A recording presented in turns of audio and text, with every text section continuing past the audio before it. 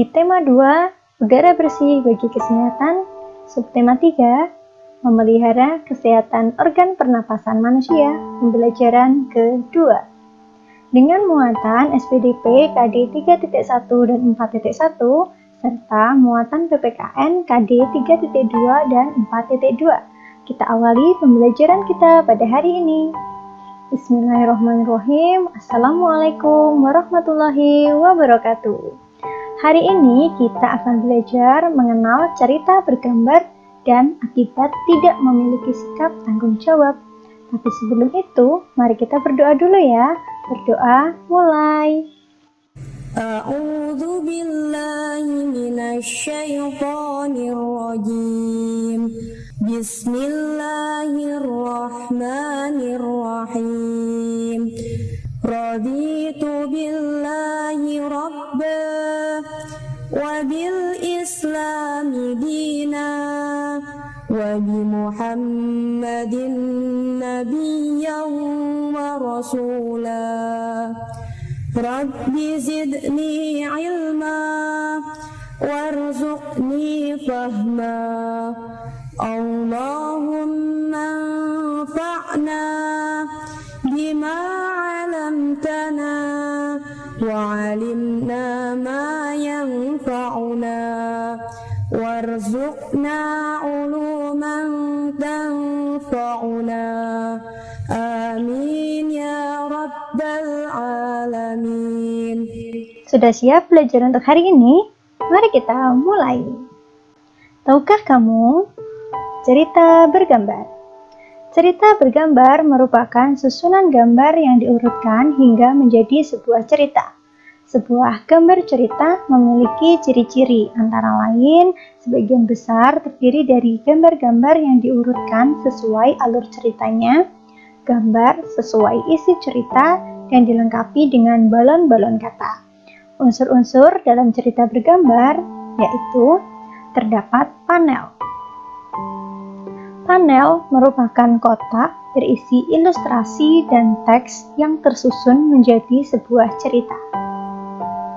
Narasi.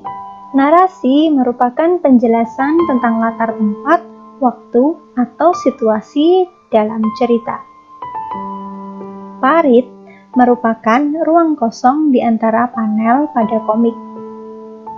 Balon kata merupakan tempat untuk meletakkan percakapan atau narasi cerita.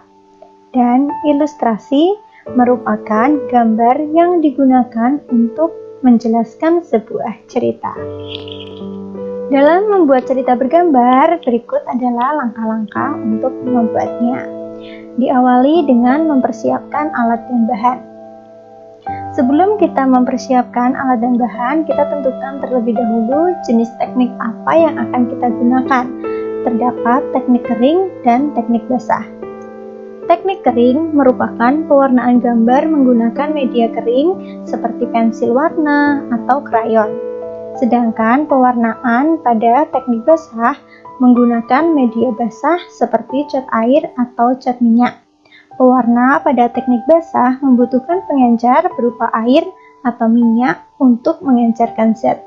Teknik basah ini biasanya digunakan pada kertas gambar yang tebal atau kanvas. Setelah menentukan teknik mana yang kita gunakan dan alat bahan sudah tersedia, selanjutnya kita membuat sketsa. Nah, dalam membuat sketsa, terlebih dahulu kita harus mengetahui dulu tema yang akan kita buat itu apa. Kita tentukan objek benda atau situasi yang ingin digambar, tokoh, dan latar suasana, latar tempat, corak gambar.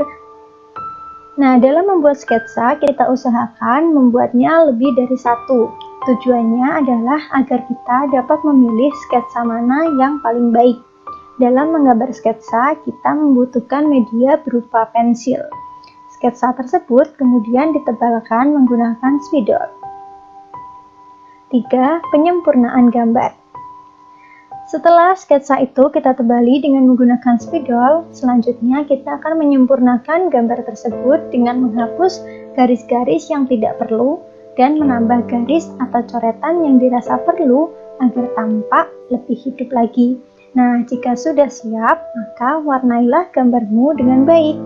Dalam cerita gambar tersebut menceritakan apabila kita tidak melakukan tanggung jawab kita dalam hidup bermasyarakat. Nah, sekarang mari kita amati gambar berikut ini. Apa ya yang terjadi jika masyarakat tidak memiliki sikap tanggung jawab terhadap lingkungan sekitar? Sikap tidak bertanggung jawab akan menimbulkan kerugian. Bentuk akibat tidak adanya sikap tanggung jawab terhadap lingkungan antara lain, membuang sampah di sungai dapat menimbulkan pencemaran sungai. Sungai tercemar sehingga kualitas kebersihan air akan berkurang. Tumpukan sampah sungai juga dapat menimbulkan pencemaran udara sehingga udara di sekitar menjadi berbau. Begitu pula dengan sikap mendirikan bangunan di atas daerah resapan air dapat menyebabkan banjir saat musim hujan. Air hujan tidak dapat terserap oleh tanah dan akan menggenang sehingga menyebabkan banjir. Saat banjir, masyarakat rentan terkena penyakit seperti diare dan muntaber. Nah, setiap manusia memiliki tanggung jawab untuk merawat dan menjaga kebersihan lingkungan sekitar. Tanggung jawab tersebut harus dilaksanakan dengan kesadaran sendiri tanpa adanya paksaan. Kelalaian terhadap tanggung jawab dapat mengakibatkan kerugian bagi diri kita maupun orang lain.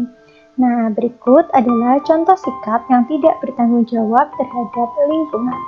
Membuang sampah sembarangan, mempersempit selokan, mendirikan bangunan di atas resapan air, menggunakan pupuk berbahan kimia seperti pestisida, menolak mengikuti kegiatan di lingkungan sekitar seperti ronda malam dan kerja bakti, serta merusak fasilitas umum dengan mencoret-coret.